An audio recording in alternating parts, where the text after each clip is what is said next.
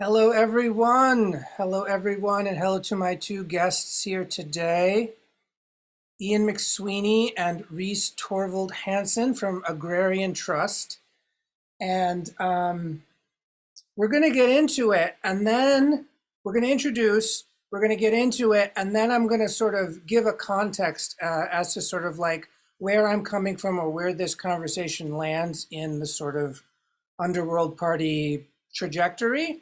But first, let's just get you both unmuted and saying hello. Hello, Everyone, hi. glad to be here. Good. So just introduce us a little bit about, it can be free and happy, it doesn't have to be super serious, but like, where are you coming from? Where are you living and inhabiting? And sort of, how would you describe your position in this conversation? So I'm coming from southern New Hampshire, so other parts side of the country. In January, cold, so teens to single-digit temperatures, short days, a lot of darkness. I'm holding space with family, two young boys, and my partner. We have a small farm that we share out with others to grow food, and in exchange, we get to live and access food. And I'm part of Agrarian Trust, this organization that's trying to innovate how land is held. Yeah. So I live on Coast Salish land. It was a summer gathering place shared by upwards of 16 nations that I know about. I'm sure a number of others, but my closest neighbors are Tawasin First Nation in BC. So I live right on the kind of Canadian-US border, like just a couple-minute walk right on the Strait of Georgia. And I live up here with my partner, and I've been here for just a couple of years, sort of living in place in this mostly like retirement community, beach town vibe adjacent to Vancouver, and lots of fur and cedar and coyotes and wildlife and all of that of sort of living by the sea. And I'm an artist and a facilitator, and I work in a lot of different industries and different places and with all kinds of fun people. But I am really concerned with land and land modification, decommodification, and settler relationships with land. And I've been working with Agrarian Trust for just over a year now, in doing all kinds of things, communications, internal and external, but also to sort of be what I really love is like, this isn't my actual title, but like the nursery log for the Commons project out here in the Puget Sound, and sort of like seed and support this kind of growing community movement out here, and to kind of hold the logistics down of moving that forward. Cool.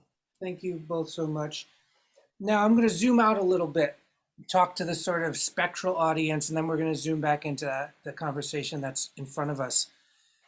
So this is part of a little mini series of the Underworld Party podcast called Beyond Land Acknowledgement. I believe that this is the fifth recorded episode in that series, and so people watching only like at the time of this recording, only the first episode of that series has been released, right? So in the course of recording this series called Beyond Land Acknowledgement, having conversations that have not been released to the public yet, but I have gestated with them for the last few months, it came to sort of my understanding that there is a growing movement that I am totally not connected to, of people sort of returning to sort of land relationships, including a lot of like food growing, but not just food growing, not like farming like a product, like, oh, I'm a farmer and that's how I'm a capitalist, and this weird thing, but this kind of living, loving, gathering, feeding the land, like a real animist kind of return to land given the sort of context we're actually in, which is something I really talk a lot about, which is like we're still in a capitalist frame, but we're kind of moving towards post-capitalism. No one knows what the fuck that's going to look like. But then there's people like you who are actually kind of in some way defining what that might look like through a kind of network of lots of folks doing this work, and each of those relationships is quite different, right? Everybody. And so I want to just sort of start talking about this very real kind of like context specific, and yet it's a network that is kind of it's at least national, right? Or is it national or is it global? Like, tell me a bit more about just this. What's the web that y'all work in? Yeah, well, the web we're part of is international, and the web we're part of pre-exists us by generations and hundreds of years. And really, so what we're tapping into and inspired by and learning from is really work that goes on across the globe and is ignored, marginalized, or repressed by capitalist society in kind of the pursuit of extraction and commoditized goals, right? So what we're doing is connecting with this much broader network that view relationship and reciprocity with land as the foundation for our connection to land. And we're trying to bring that forward with many others across the United States, with an understanding that much of the work that has existed in this country is really framed within this capitalist construct we have. So some methods, some nonprofits might be more environmentally focused and be doing better for the environment than others, but there's still a reaction to the capitalist extractive models, and it doesn't have to be that way. And there's all these examples elsewhere that it isn't that way. And all we need to do is look beyond capitalism and commoditized extraction to believe that and see that. And so that's, we're trying to pull in vision and ideas and concepts from elsewhere and make them relevant and appropriate within our legal construct here in America. Yeah, and I would add on to that sort of like contextualizing ourselves generationally, that like the way that the United States and Canada and a number of other places, the approach to private property is really new. Like, we're really immersed in it, but it's a really recent change, and even it's not as old as the United States. Like, a lot of the ways that we approach private property and public access to land and the commons is post-Civil War, and so it can seem like an enormous paradigm shift to kind of like recenter ourselves in this web, but it's actually, in my mind, like a return to a state that has a much deeper history than this kind of title and commodity structure we're hanging out in now. That's great.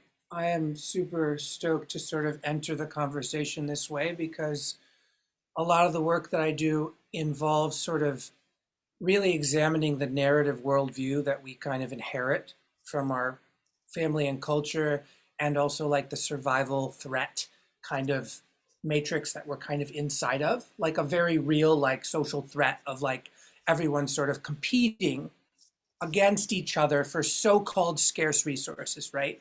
And land is sort of like almost like the scarcest of resources, because it's the resource you need that resource to do anything else, right? Like there's a bit of like, well, that's kind of like in some ways the bottleneck or the kind of holy grail that a lot of people pine towards. And I do think that, like, I grew up in America, in New England in the 80s, and I've always been very poor. I'm less poor now, but, I come from this place of like always being the the tenant and not the owner, right? And I think that, for me, to even sort of entertain that there are alternatives, but I am so completely baffled, literally baffled, as in like there's a baffle over my like eyes. And so I'm interested. Can you paint a picture, or can you tell me an example? Like we just did a broader view. Tell me an on the ground example of something that's going on that sort of both returns to what we had before as humans, but also is sort of maybe like the future, which is like this post-capitalist turn, right? I feel like you would better speak to some of the examples because you're a little more rooted in some of the other projects. And like our local project here in the Northwest is really in its infancy. So I can like talk about that like later, and I want to share about it. But Ian, I think, can talk more about what this is looking like on the ground. Yeah, well, and I think from a bigger picture sense, in this kind of commons-based work we're doing, it's in some ways an attempt to return to a belief and a kind of relationship system that existed before private property became the norm, and that kind of owner-tenant relationship became the oppression that many of us sit within. And it's right, not that long ago, 3 to 4 lifetimes ago, things were quite different for many people. And to kind of expand on that for a minute, if I can, is it something that's interesting that I found in New England and likely, other seafaring parts of this country, that the transition of the oceans being a commons resource to a privatized resource happened in our lifetime. That happened in 1972. So there's many older fisher people who remember when in their own lifetime things were different, and that's not the case on the land for many of us. But for those that spend their life at sea, they remember the sea as a commons and the privatization, and then the loss of kind of community and of economic viability and of subsistence as it turned into this kind of corporate infused extractive industry that it is today. So what we're doing is trying to return in many ways to this kind of community centered commons holding of land, and yet we live in this present world where we're interconnected by this Zoom conversation. We're interconnected by kind of the virtual world. So how do we build learning, build relationship, build resilience through the virtual world we have? So that's what we're trying to do, is bring the construct of a commons forward, but bring the resilience of multiple commons and relationships through this kind of virtual reality in a way that we can learn from one another, we can sustain and support one another, we can kind of expand our work, and not replicate the need to possess and own our work, but have it be a open source resource for all to critique, to evolve, to recreate on their own in so many different ways.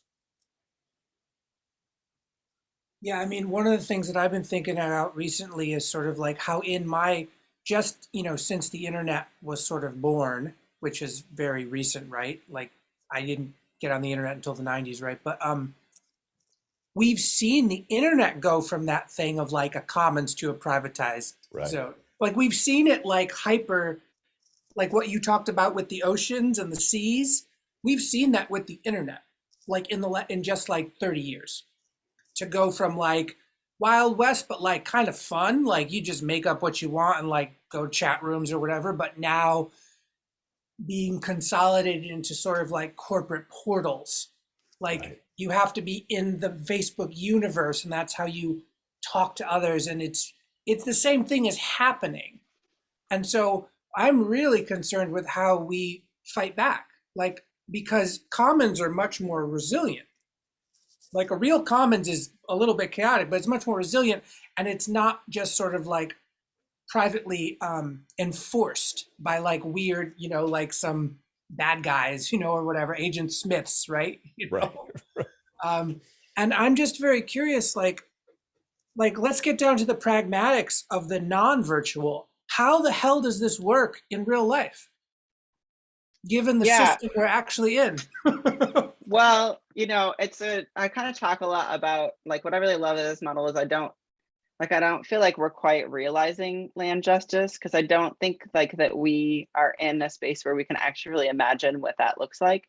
But I think of this as like the scaffolding to that. So we're like putting in like legal scaffolding around the structure, which we'll talk about in a second, but then also like creating community spaces where people can practice the kind of vulnerability and non-hierarchy that will be necessary for us to move to all of this. So legally on the ground, like I don't want to like geek out too much on the tenants, but like a part that's really important is that like the co-governance, that like everyone who has a stake in it has an equal say in and what's going to happen with the land. So the commons are community boards of people who live in place that are specific to the region that commons has decided to focus on. And it's generally like a couple different community members who live there, a couple agrarian trust staff members to sort of provide that connective tissue and support, and then the farmers and or food producers, whoever the leaseholders are that are holding the commons model. So the commons board exists just to hold that lease, but then the leaseholder is part of that board. So it kind of disrupts a lot of those power dynamics that happen even in kind of benign landlord, leasee dynamics as much as possible. And then there's also the opportunity that like, yes, each of these places, each of these farms, each of these food producing places has their own business or their own community initiative, but they can come to the board, this community representative as a whole, and say like, either we're in need of resources to continue to sustain ourselves, or we have extra resources and can invest that then in another, to either grow, to acquire additional land into the commons, or to do additional infrastructure.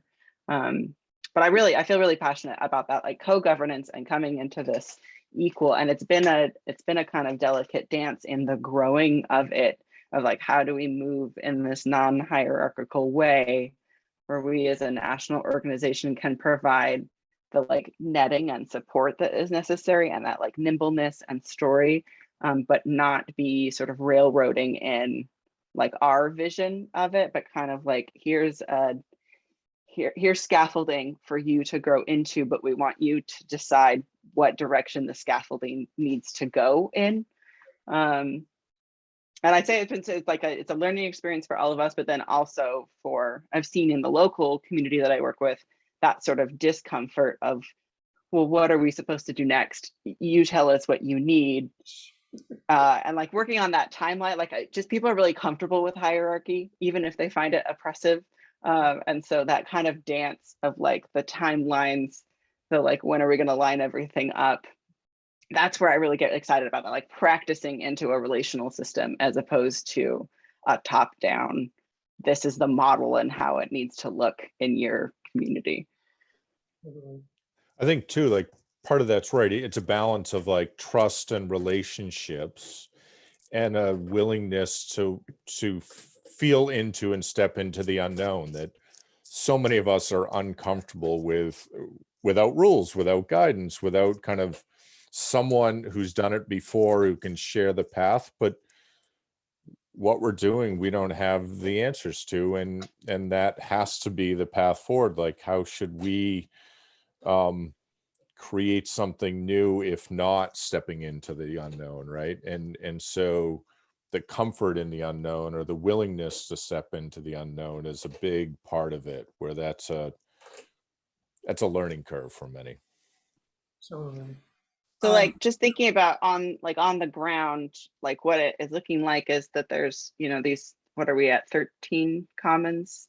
So we've got 13 commons around the United States, and like each of those commons have their board, and then there are up to 12 or 13 farms in potential that each of these commons could grow to. Most of them only have one or two right now, because we're moving at the pace that can be sustained by the group. And some of those leases and commons are held by people who are doing kind of traditional, what we consider as like traditional agriculture, although we do ask that regenerative land practices be used. Doesn't have to be certified organic, but for each kind of commons, determine what that means for their place. But some of them are community organizations that are, interested in doing a mix of subsistence and market food production. But we kind of hold this equal, that like the farmer or food producer's connection to the community is like just as important as like the economic viability, like to have like the nourishment that the project needs. Is sort of like, how can you be deeply connected to the community that you're serving, that you're feeding, be a part of that, and then also like be in this governance model to grow to some sort of self-sustainability within that regional commons. Mm-hmm.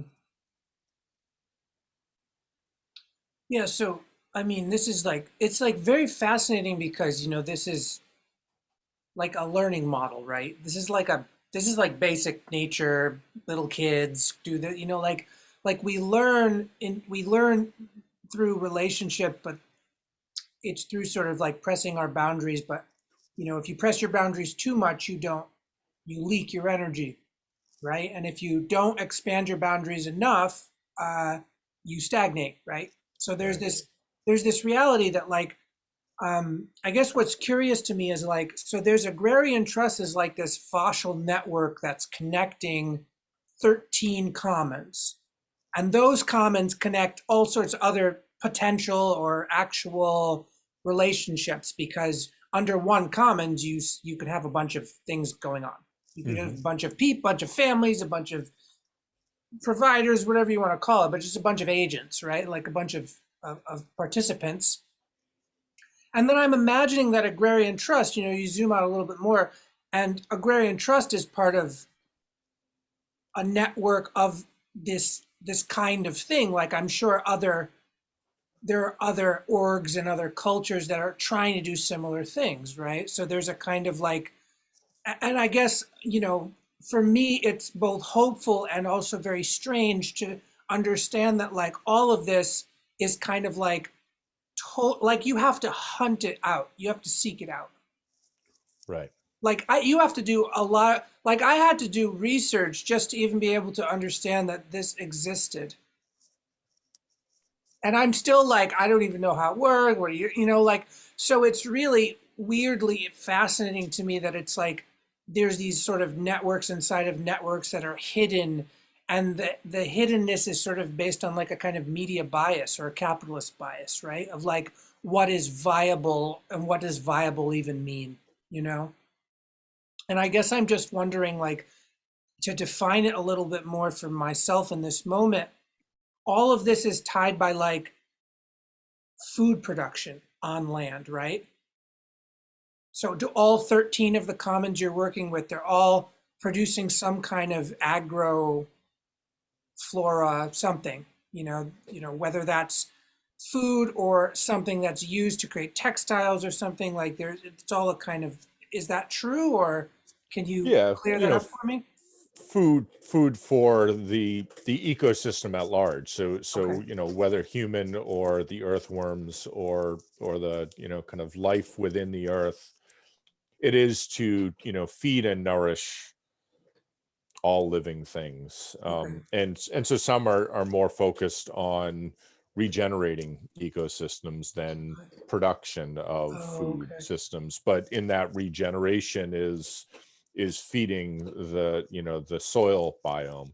Okay. So it depends on the land and the people involved and the priorities, but it is all kind of a active stewardship of land around regenerating health in soil and gut of humans and Mhm. animals. Right.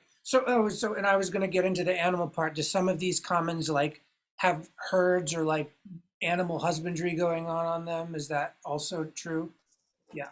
Yeah, like each farm, each land might have different activities and production, and some are animal focused, some are vegetables, some are combination thereof. Okay. Great. I'm curious to go into like, what's the edge right now for both of you in the work?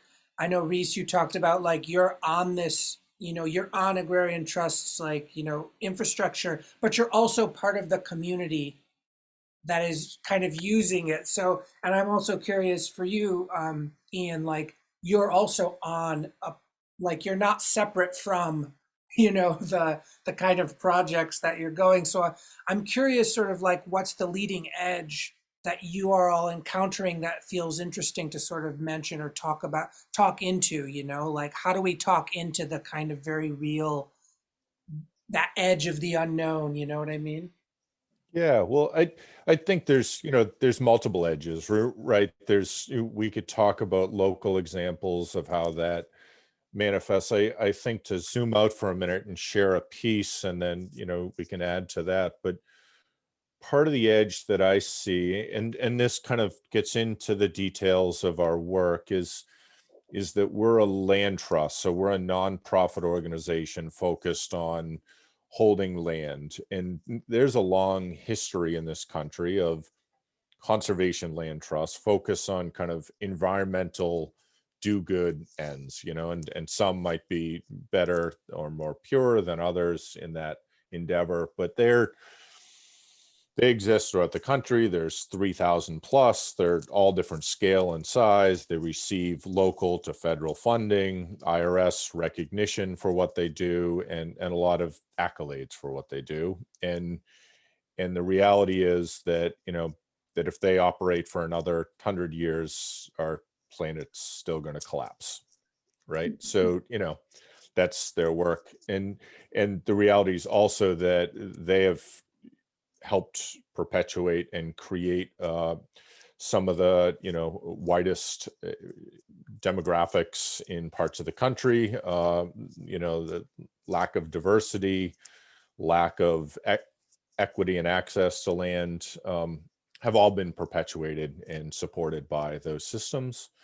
And on the other side, there's these community land trusts that exist that are really set up to address land ownership, equity, and tenure. Some engage in more deeper relationship-based work, but in the pure sense, they're at least set up to kind of address that inequitable systems of land ownership, land access, land tenure. And they've existed for 70 plus years, and yet there's only 200 plus community land trusts around the country, and most are very small in scale, and none receive any federal money or state money. They're not recognized in the same way and their benefits by the IRS, so that the public narrative that comes forward is that land trusts are conservation land trusts by and large, and that's where the work happens. And that community land trusts, the first being new communities, was attacked by hatred and racism from day one, and continues to be, and led to the largest lawsuit against the USDA in the USDA's history. So it's something that we tend to ignore or marginalize, is land trusts, community land trusts focused on ownership, equity, and tenure. It's great. Let's conserve this land. Let's protect the resources and allow private accumulation of land and wealth to just continue unrelentingly and until there's no land left, right? And that's the path we're on, and we're continuing on that path even today, as land is stolen from marginalized communities today and every day, and land is accumulated by hedge funds and wealthy financial interests every day. So until we kind of look at land trusts as something that is set up to hold land for the public good of all humans, nature, all that exists, and all humans, we're missing the work of land trusts. And right now, I think just recognizing that, unfortunately, is the edge of our work in some ways. And recognizing that and building awareness for that is helping to raise dialogue and understanding and grow additional kind of community-focused land trusts and their work and awareness and support they get. Yeah, I would build on that of sort of like the dismantling of like local food systems infrastructure happened pretty rapidly, you know, like basically once the highway system like came in, that sort of changed everything. There's a number of other things, but like that's one of the big things that sort of like just making things easier to get, like that was dismantled really quickly, but we forget that that was built over like hundreds of years, and we have this like really deep need to rebuild that, and it can't be built faster than people's sort of capacity to do it. So we're trying to rebuild like several hundred, if not thousands of years of worth of like food and resource distribution in a more equitable way, but we can only do that at the speed of trust. And I think a lot about sort of the, like on the local level, sort of what this is looking at is like recognizing where we as a local trust have power and like how we can share and interrupt that. And we've been having discussions on our board around, you know, our own discomfort around being like, we just finished our first like request for proposals to look for a leaseholder for a 10-acre farm on Whidbey.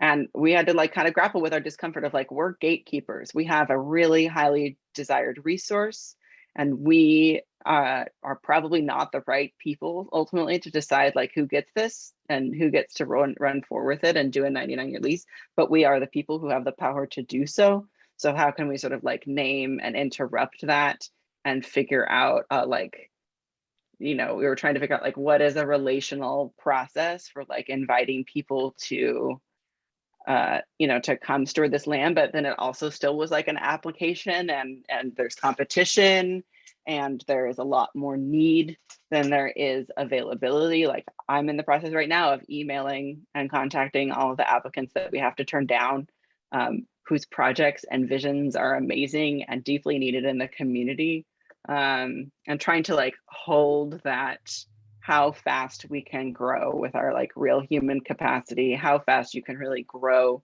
relationship-based community systems with how fast we are losing farmland, with how fast we are losing food production that isn't in traditional agriculture. And then how to like witness and hold, particularly here in the Northwest, like our unique history of land theft and displacement in this region, thinking about how much farmland was stolen from folks during World War II internment, folks of Japanese descent, which there's still lots of land that just never went back. You know, I'm close to Bellingham, and they, the community here like rounded up all of the folks of East Indian descent and sort of tried to eject them. So trying to figure out like, how do we witness and hold and be responsible to those legacies as gatekeepers of this resource, and grappling with that, which is challenging. And then trying to figure out also too, like what, like we're trying to figure out on a local level, like there are living tribes that this is part of their ancestral lands. And so what does respectful invitation to engagement, like what's the level of interest in engagement? Is there interest in engaging like within our model, or is our model too colonized still? Or, you know, it might take like 30 years of us showing up and being respectful to sort of demonstrate that we might be worthy. And so like holding that tension, the urgency of the work with like how fast we can actually do it. And in, as you know, both of you are talking, like within this context of like climate collapse, where time is not an abundant resource in many ways. And so how can we hold that? And then if we grow too fast and we don't have that trust, because there's so much like stickiness in this model and relationality in this model, it can really bog things down. And that's not what we want, because we want to get the most land into the hands of the most people as quickly as is feasible. Yeah. I mean, it's probably a bad question, but I'm okay with asking bad questions. It's like, So a lot of us, maybe not a lot, I don't know, some amount of us have this idealism that says if we just give all the land back to the native people, things will work out, you know, like that. And that is a really, it's a nice sentiment. I feel that too. Some part of me is like, yeah, but the reality is that that's not a sort of binary open and shut case. That's a kind of like, because we're actually looking at in how do we integrate power, as in share it in a way that's actually equitable. And the sometimes that's going to mean that the best person or group for the job is maybe not a native tribe or something. And that has to be contended with like our biases and our perspective shifts and all this stuff. But like the bad question is sort of like, what's the best case, worst case scenario? You know, because like we said, like there is a sort of larger climatological clock that's ticking, and that's just the way it is. And we're humans are still going to sort of like live in some version of governance as the climate sort of changes on and on, right? Whatever's going to happen is going to happen. But I guess what I'm trying to be practical about is like you mentioned gatekeeping, and I'm like, yeah, but like you got to have money and you got, you know, like there's a lot of stuff that is still bound up in the rules of engagement that is still like a corporatocracy, right? It's like, Totally. okay, I can play, but only if I have this many toys, you know, like it's weird. But again, I'm coming from a place of really not knowing and really not being inside of any community that is doing this. So I'm just curious, like, what is the best case scenario for both like education and then sort of like doing things, right? That both people like me can start to do, but also people who are maybe a little closer to what y'all are doing, right? Like I'm imagining a listener who is not quite as far away from this as me, but not quite as close as you know? And so I'm just very curious, like what's the best case, worst case of like, how do we balance sort of like things only move as fast as they can move because people are freaking people, right? But then also this other thing of like pragmatism, idealism, and urgency, right? And so, yeah, I don't know. Go into Well, that. Yeah, or go ahead. well, one thing that really jumps out at me is like we really try to hold ourselves as like not the solution, even though there are some things that like we're uniquely doing, but like a solution among solutions. And we try to be as open source with the resources that we're using as much as possible. There's like, to me, the best case scenario is that folks who want to engage with this or like dive deeper can like look and decide, you know, are we doing work already sort of in their community or in their location that they can plug in with if they want to, or do they want to take the resources, some of which we've created, some of which, you know, partners have created, like all of that, and do their own, you know, their own version of creating a commons or their own, you know, whatever they're visioning. And that's the best case scenario, is that folks can be like, are we aligned enough in like what the next steps are and in locality where it makes sense for us to put our resources together? Or does it make sense for us to like be aware of each other and sharing these kind of resources, but people are doing their own independent things that are adjacent?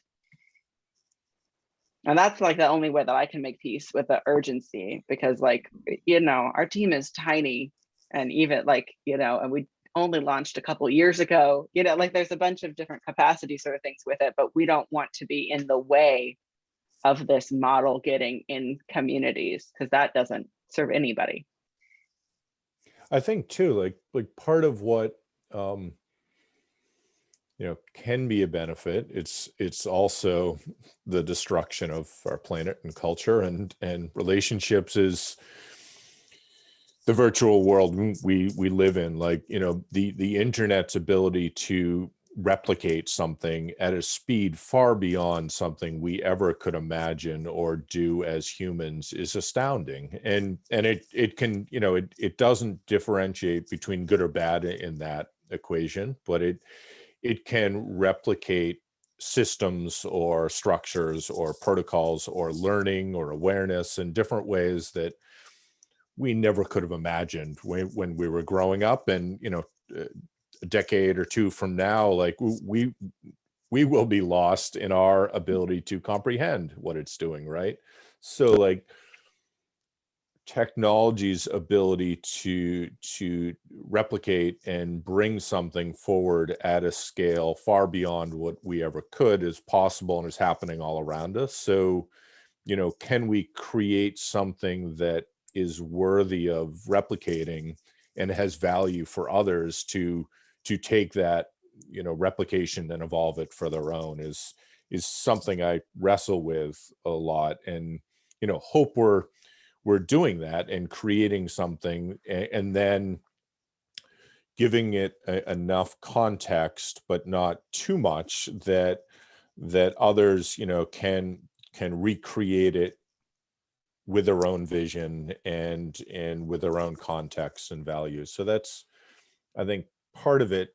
And right, like the other part is that so much is only at the speed of relationship and trust and learning or relearning things. So that kind of the opening part of the question makes me think about some local work we've been doing in Massachusetts. And so work there is a rematriation project with an indigenous community of women and two-spirits who generationally they were removed from their commons land, you know, 346 years ago, when the state of Massachusetts and the Catholic Church created these praying towns and took people from their communities and forced them into these towns or onto Deer Island. And so with that separation of land became a separation from knowledge, and you know, as society has grown and evolved in ways, that knowledge and loss of knowledge has only continued and expanded for many. So, you know, there we've completed a land project to bring land back into relationship and holding and tenure by this indigenous collective we're collaborating with. And now presently meetings revolve around like, who fills the oil tank? How do we clean out the furnace? You know, how do we light a fire? Is the chimney safe to do that? Like, is the plumbing working? Who do we call? Like the basic kind of knowledge pieces that are, you know, kind of understood by those that have had to deal with them and owning a home or managing a home, say. But when it's new, it takes time to learn or relearn those things. And that's just one example of, you know, we couldn't move any faster there than the speed of kind of collective work to build trust and shared learning. But as that is built, can we replicate that out at a speed that kind of grows outwardly across the landscape and is then available for others to make use of? But yeah, it's kind of both, you know, moving land more quickly, but needing to slow down the trust, relationship, and knowledge share. And how do you sync the two in a way that is true and honest and beneficial for all involved? I want to build on it, like not just for folks to like build their own like replications or whatever, like build their own commons, but like in an ideal world, they're doing parts of it better than we are. Like, how could there not be people, you know? And so that I would love for there to be a deep network of peers who are doing adjacent work, you know, grounded, that are immersed in this model, so that we also have that opportunity to learn and grow. And some of that is happening, although not, I think, at the scale that we're at now, but at least not domestically, like not in the United States. But that makes me really excited, is to see like what folks could take from resources that we put forward, do a better job of, so that we can dial in what we're doing even more. Right. It's a reciprocal thing of like, and this is where I get really geeky, because to me, this is like real learning, which is like a relationship that's place-based that can also inform other place-based relationships, right? It's like, this is how it is. It's like, oh, I'm learning, but I can only like it's not just that the learning is distributed, it's that the responsibility becomes distributed. Because the learning is like, oh, now there's more people who can clean the chimney, right? Because that's useful. Right. That's like pragmatic. But then it explodes into like not just sort of like maintaining capitalist asset, which is what it is on some level, but it's like more like the stewardship model, which is like, no, now you're actually returning a kind of lineage stewardship to people on land over generation, which is actually how sort of like the soul is nurtured, right? Because it's like this is sort of like the issue with whiteness and colonialism in the Catholic Church, is that like you can't just export belief and think that it works. You know what I mean? Like it just doesn't. It's like decontextualized, universalized. Like that's the issue, is like modern people have been sort of built or brought up to believe that they can sort of universalize everything. And it's like, no, that falls apart very quickly in like real life situations, right? Because it's not true. But then you see the grappling that like our economic institutions, our so-called higher education institutions, everything that we rely on to sort of survive is like really archaically slow at like making that shift to sort of like de-universalization. You know, like, oh yeah, we thought we could universalize everything. It doesn't work. We have to sort of make a turn. They're just so very slow at that process, and to the detriment of so many people, right? Like that's obvious, right? Well, yeah, and just like on a practical like legal structure, I found it sort of shocking. So I got my real estate license in Washington for like a bunch of reasons, but I was sort of like shocked as I was going through the training of that process, like how, like from the fundamental building blocks of like how commerce is set up in this country, like how all of these systems are set up. So like to shift the tools of like how we engage this sort of thing, like means rewriting like hundreds of years of legal history, and also challenging the underlying assumptions and worldviews from which those were written. But then of course we all are exposed to kind of the propaganda you know, in our school system and in media, and just sort of in the zeitgeist, like around those fundamentals and that attempt to universalize them.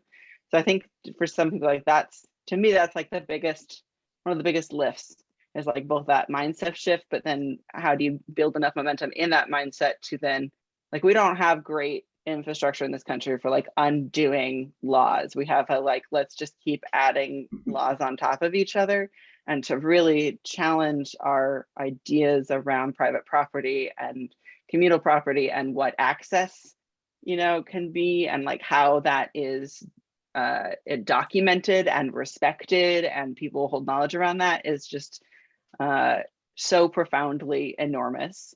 But if you don't do it, then like really gross things have a way of kind of like sneaking their way up, you know, around you. And it's so much easier to leave those gross things in place and just write something on top of it, as opposed to kind of like pulling out those tendrils and rewriting them, and then who rewrites them, and what's the process of that, and how do we hold our biases and worldviews and assumptions like within that. And to your sort of point of like returning to a pre-colonization norm, like the tools that existed then in some ways are better equipped for the struggles we're having around climate and community these days, but also because of genocide, a lot of the wisdom traditions were interrupted, and there isn't enough folks to build the wisdom of how to bring that into the reality of the moment that we're in, and the capacity, the community capacity to retake community assets and steward them, not just hold them. Right. That's the thing, is everything that you just said. I'm just like, that is the one of the major sort of just, you know, discussions, but just like projects, but what I and Larissa are trying to do as this nascent organization called Animist Arts is really all that you're talking about. Like we have to examine our worldviews and not only root them out and sort of figure out what they were before or what is useful now in this context. But like what you said, it's not enough to hold something. You have to steward it. It's like there's a difference between those effects or those relational sort of states, as it were. Well, yeah, I mean, land as commodity as opposed to land as part of your kinship system that you have a responsibility to, and has a responsibility to you. Right. And then I want to name in all of this too, in this sort of paradigm shift that there's a lot of like fiercely independent, please don't, control us from the top kind of. So it's like, how do we hold and share this and find this sort of like applicable transgeographically with we're really not trying to tell folks like what they need for their community. We have no business that. We don't know. We know, from statistics and everything else that there's this disappearing agrarian land, and that's almost universal. But coming in and being understood as like a resource and an outstretched hand between equals, as opposed to we have the national solution to your local problems. Oh, yeah. Which would be really gross and not what we want Right. to do. But we see that resistance and we see that fear from people around cookie cutter solutions being brought in because of each of our own sort of like scarcity capitalism trauma. Totally. Yeah, 100%. I mean, this is present.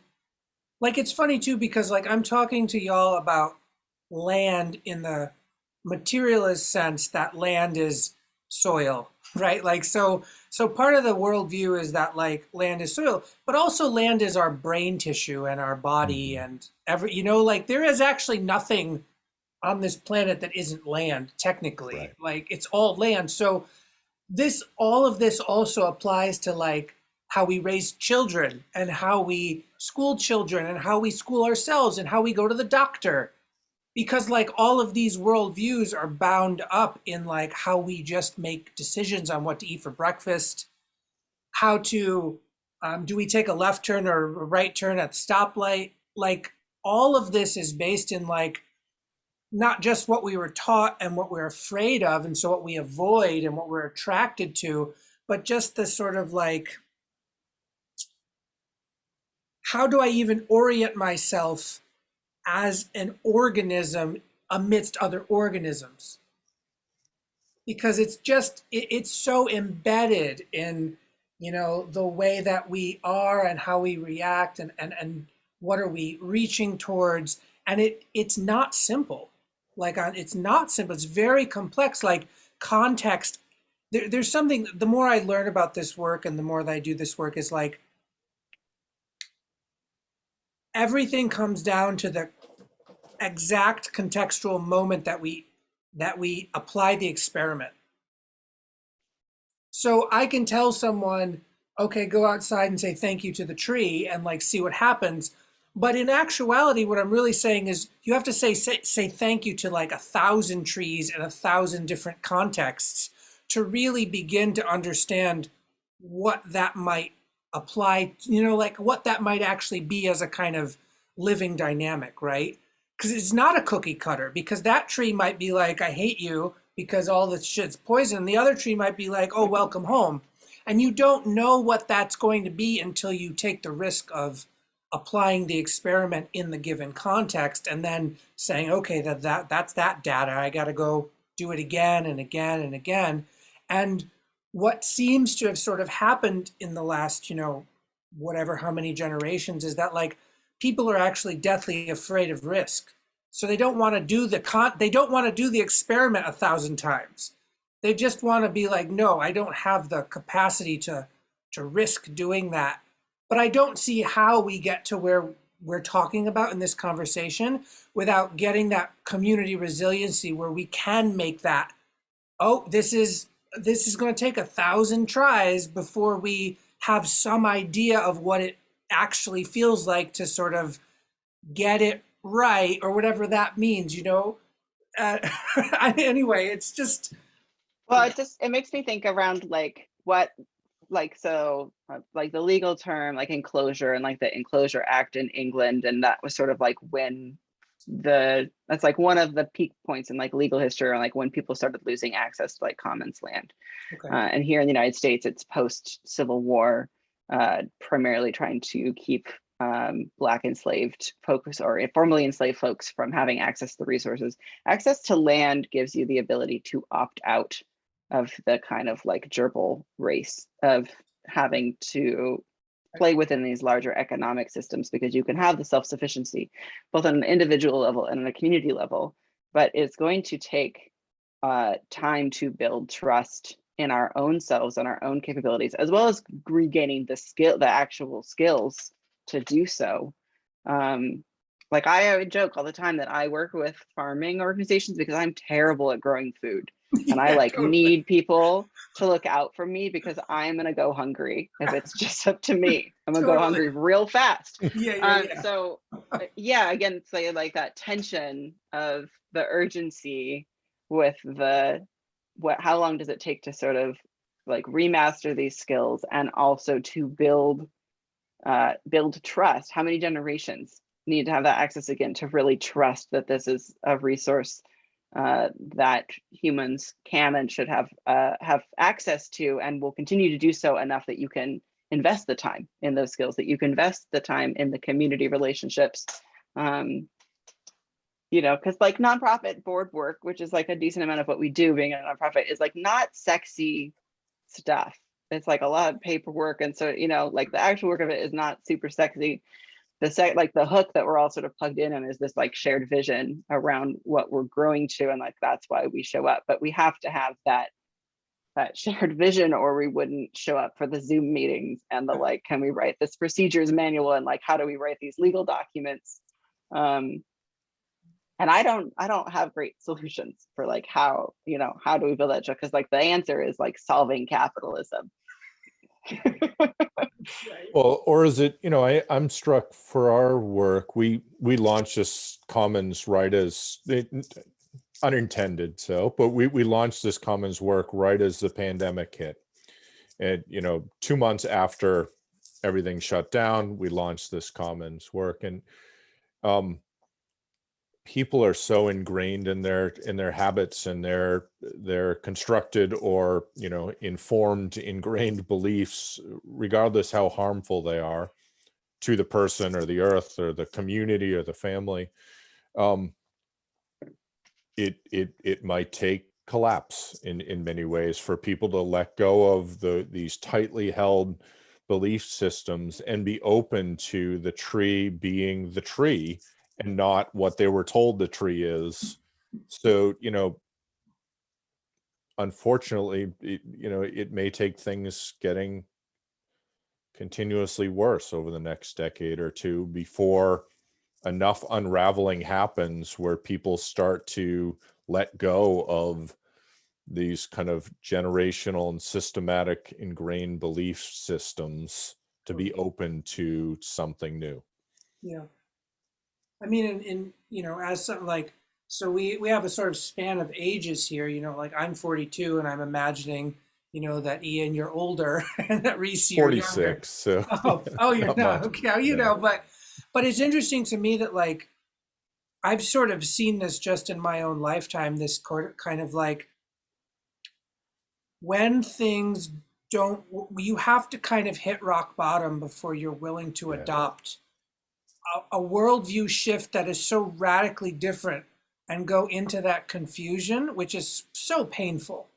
Right. Like it's so like confusion is like one of the most painful human experiences, right? Not knowing how to make decisions, not knowing what is a better decision than another decision. But you know, I've seen it in my own lifetime, not just in my life, but also in sort of like culture in general. Like when there aren't enough jobs at McDonald's, people start just inventing jobs Right. and getting paid for it. You know, like it's kind of like this kind of stuff that we're all doing now with like Zoom and sort of like everyone's an entrepreneur, and that was not really happening in the 80s and 90s as much, you know, like so Right. you can just sort of see that, like, you know, necessity is the mother of invention, right? Mhm. And unfortunately, you know, necessity seems to come along in with like dystopian vibes. Right. You know, and that's like the thing that I wish I could really tell people is like, we don't have to wait until it's fucking apocalyptic zombie land before we like do some of this stuff.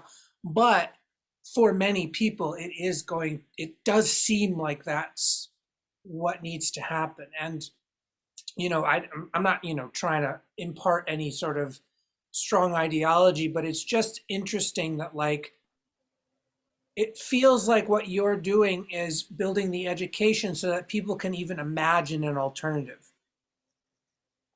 right? That's Like, really Yeah. how I mean, that's how I approach it. And I don't say that to like downplay the like on the ground, like the really transformative work that is happening in these commons, and like the ways that it is like having access to resources is changing the ways that people can do work in their community and all of that. But to like, for myself, that's what I am really excited and driven about, is like, how do we create conditions of land access and like that the resource access to care for yourself and community, such that you can imagine something much more abundant than we're in right now, where you don't, you know, you don't have to worry as much about like, what if I don't what if I don't buy a house on the private property model, and then I won't have anything to take care of me in my Right. retirement because I won't have this commodity.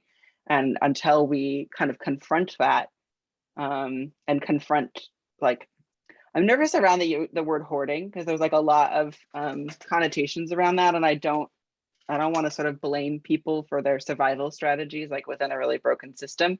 But like, we have to interrupt that hoarding of like, I have to see to my own needs first and community needs second, but start to see that to feed the community needs are to feed your needs, and to feed your needs are to feed the community needs, and these are not separate existences. Yeah. Well, and we're stuck in this kind of conflicting belief system here. I think in this country where, you know, nonprofits and philanthropy were set up to address societal problems that exist in ways that other structures cannot.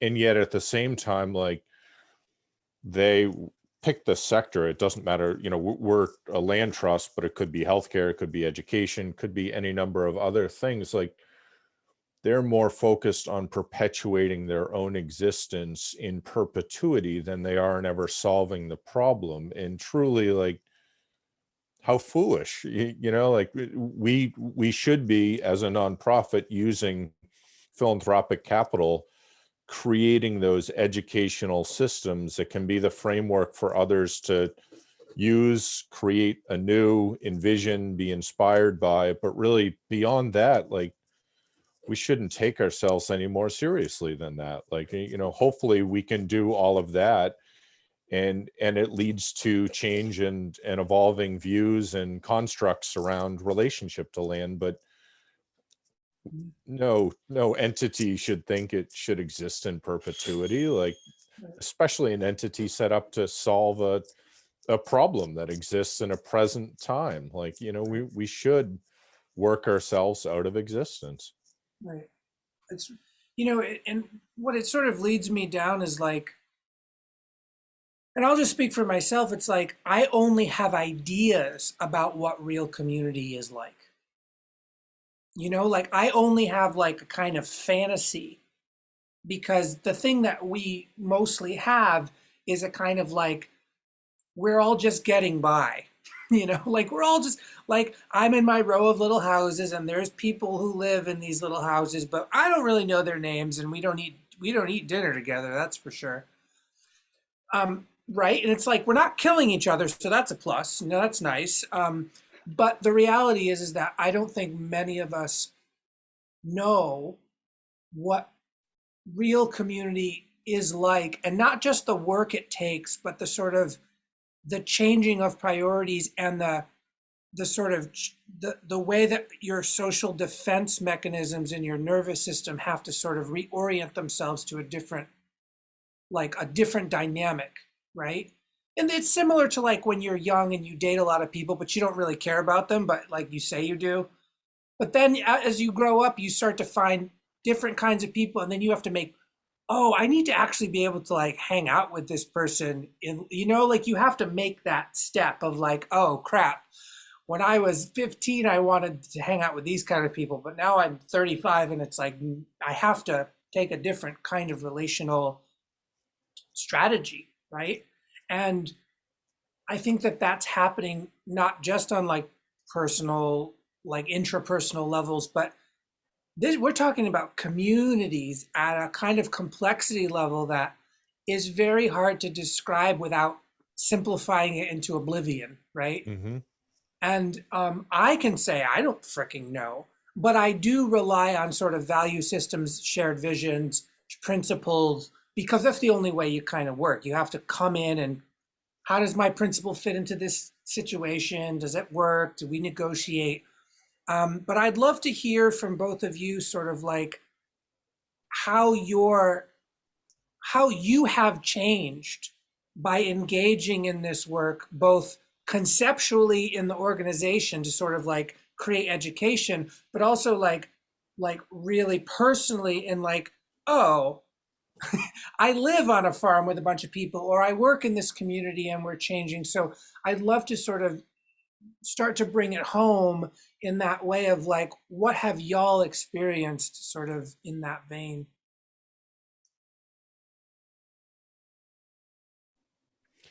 Yeah, and in the same regard, like I don't know what makes, a healthy, successful, viable community. I know what I grew up in and learned from, and that's very limited in southeastern Massachusetts in the 80s.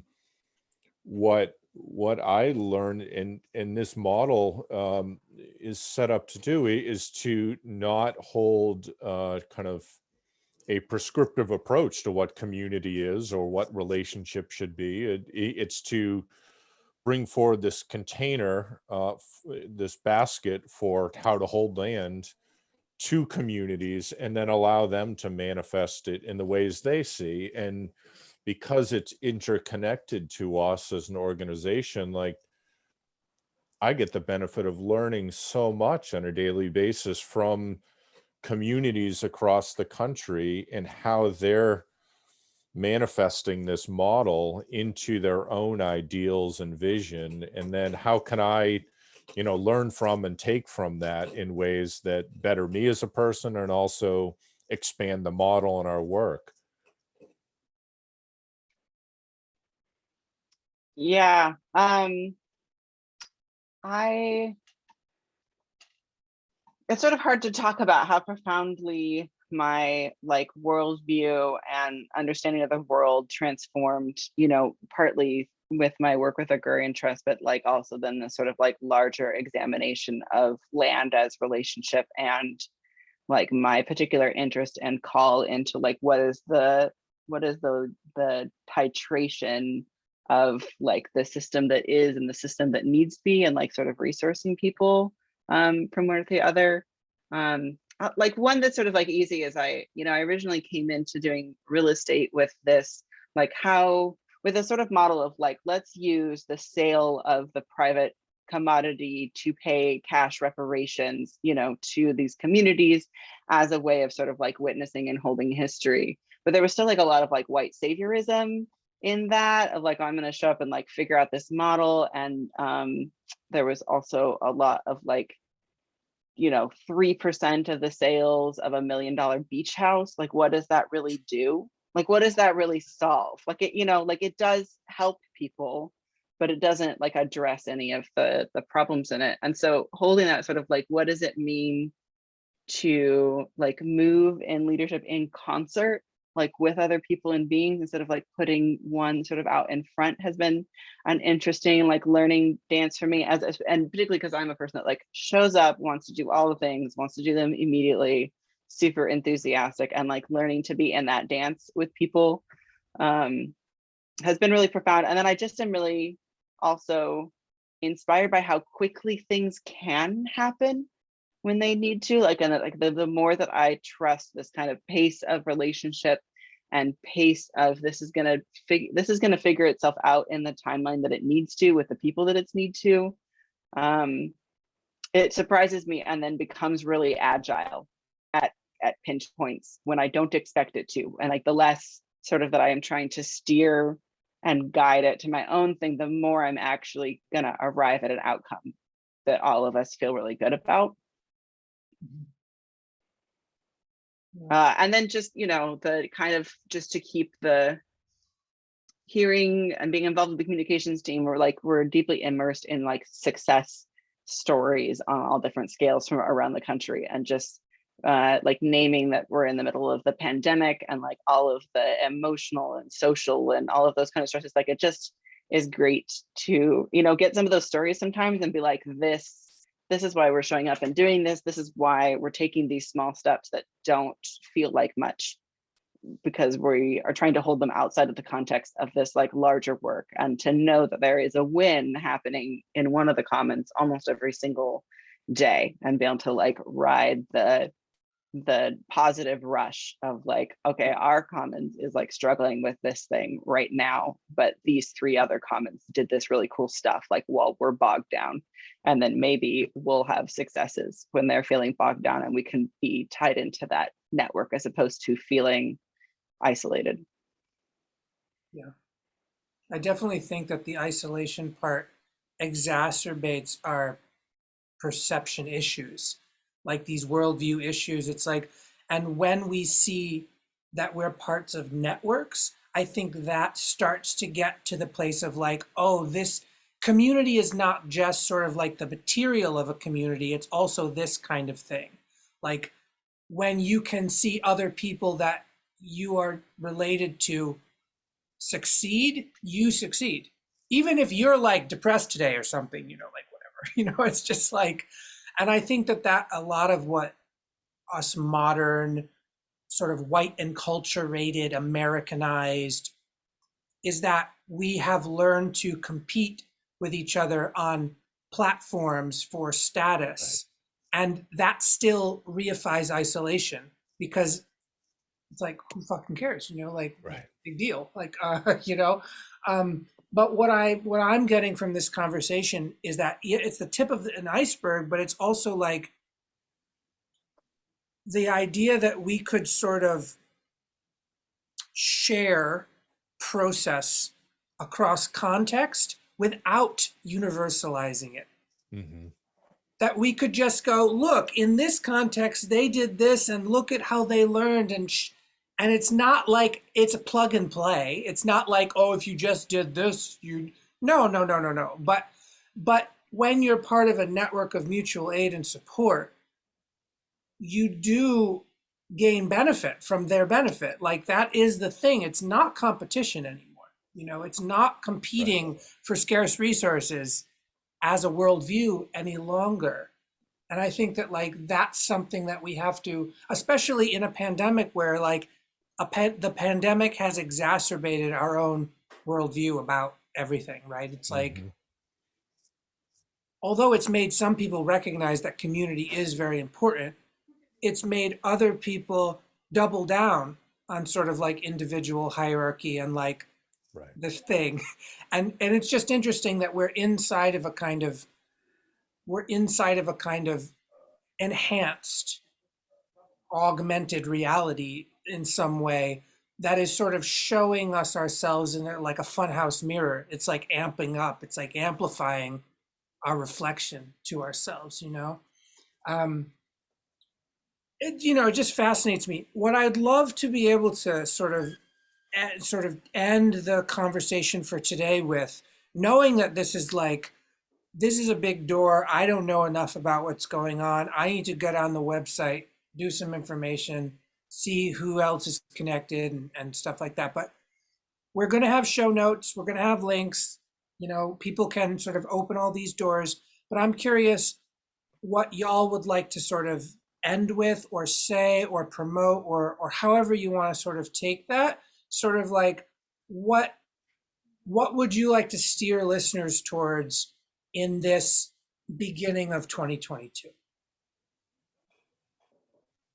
I think partially for us, it's, this work and intentionally kind of created this way requires kind of a cultural shift. It requires a cultural shift in kind of letting go and being open to the unknown. It requires a cultural shift to collectively support and galvanize behind things that may not benefit the individual, but are kind of moving forward this work. And it takes a cultural shift to kind of value the whole: people, community, the earth, land.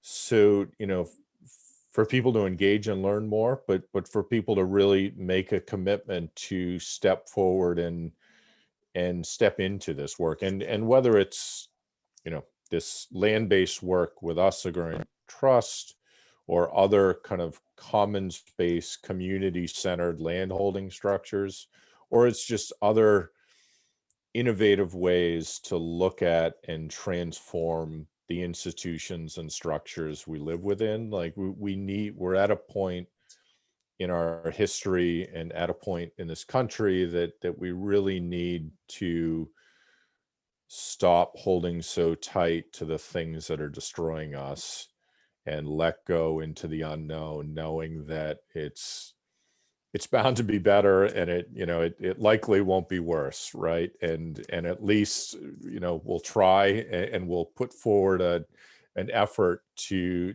kind of honor and recognize a wholeness and a connection that exists and yet is ignored and marginalized.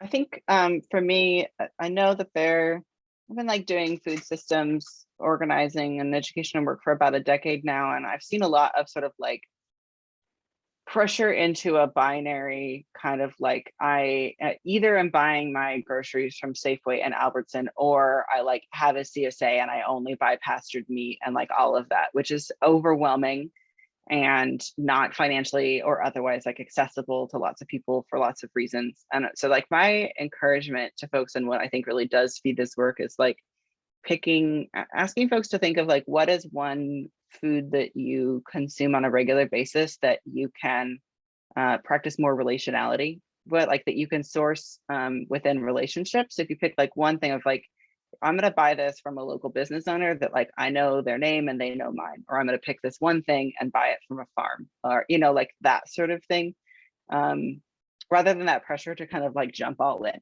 but just like sort of pick one. And I think people would be surprised by how fast that web grows once you get invited into it, but not to let that perfectionism of like picking the most organic farm or the whatever people's sort of mapping of the values are, but buy from the closest neighbor farm, buy from the farm that's at your Albertsons, like focus in on that and building a depth of relationship rather than a scale of relationship, and the scale will come if you lead with the depth. Yeah, awesome. These are great takeaways. Do you want to say any websites or anything now, or do we just want to put that in the show notes? I'll shamelessly say, yeah, come check out Agrarian Trust. I'll give it a shout out because we like just launched a new website and put a ton of work into it. Okay. And Yeah. We're like really excited about it, but also the resources that we have are a lot easier to find. Okay. So like check out, we have, particularly for visual learners, we've got some really great infographics that kind of go into the nitty gritty of the systems and the model. So I invite people to like go visit those on our website. There also are, stories and information about each of these commons. So you can pick one that is close to you and you can kind of do a deeper dive. And like with that, add that maybe this isn't like the most time, but like it took me like 6 months of being immersed in this to like really get it. So I just invite people to like engage and like plug in and like stay engaged on the trickle, and it will percolate, because it is a little complex, but Right. it's not at the same time. Right, totally. And it's agrarian trust dot, what, just tell the Org. website. Yeah, Agrarian trust. agrariantrust.org. Okay, great. Well, all of that's going to be, in the notes too. And I'm just like, you know, I still feel, like I'm in the, in the fog here, and that's totally fine. Like you just said, like it's going to take a while for me to even really understand the ramifications of the conversation that we have, because I'm still in my context going like, oh, how do I fit into this, like thing. But I think it's really great as a kind of this conversation has really grounded some of the perhaps more philosophical or esoteric conversations I've had in this mini series, and um, we are in the works of like interviewing some other like farmlands or some other people that are invested in commons. So I'm really hoping that this serves as like an introduction to a model, and then once we interview and talk with other people who are doing other kinds of community work in this vein, then like as an entire conversation, it's sort of just like is cohesive. So I'm just sort of saying that because it's like it is a nebulous thing, and I think is like from my perspective, I'm like, oh, this is real, but it's also nebulous. Mhm. And that's okay because I'm not trying to get into like despair, but I'm also like, like you said about you can't just do everything at once, and you have to move at the speed that your system can move in.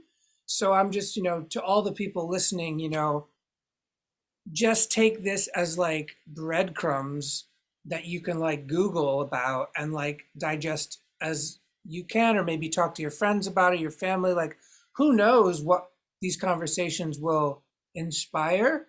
I for sure don't fucking know what these conversations will inspire, but I've been just really blessed, and I'm really thankful to the both of you for doing this work and for being part of this network that is really examining the structures and the infrastructures required to even possibly entertain this cultural shift, because it really is like Godzilla in the horizon, where something is Mhm. happening. And so I just want to say thank you so much. Blessings to you and all your relations, blessings to the land that all of you are on and that all of you are connected to.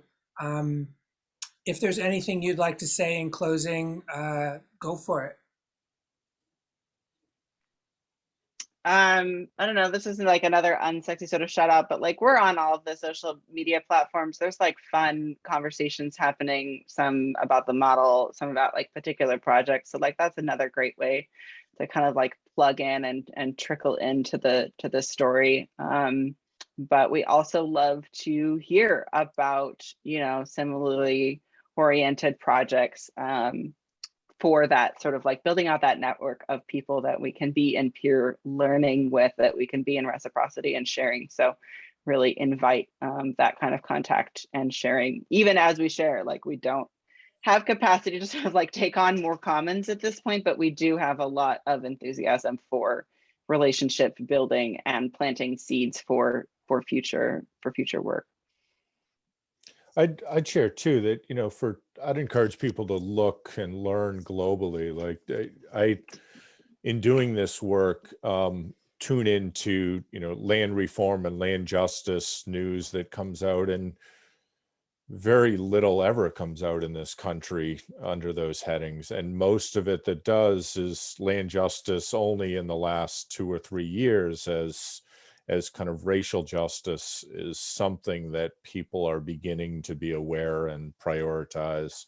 But, other countries around the globe are set up mass demonstrations and protests to demand land justice, and land reform happens in other places around the globe. And yet it's not even talked about here. And we are in such a grossly unjust land and wealth hoarding situation here that hopefully can't get much worse. But the reality is it is today, and it has during our conversation right now. And and it will continue to until we become aware, educate ourselves, and stand up for change.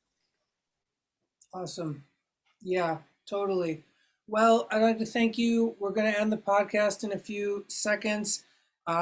Let's stay connected. We'll figure out how that works. We'll put all the links and the socials and all the things. And stay tuned, everyone, to the podcast. We're going to have more of these kinds of, conversations, and we'll see what happens from all of that. So everyone just stay connected. Even if you think you are so far removed from this conversation, you're not.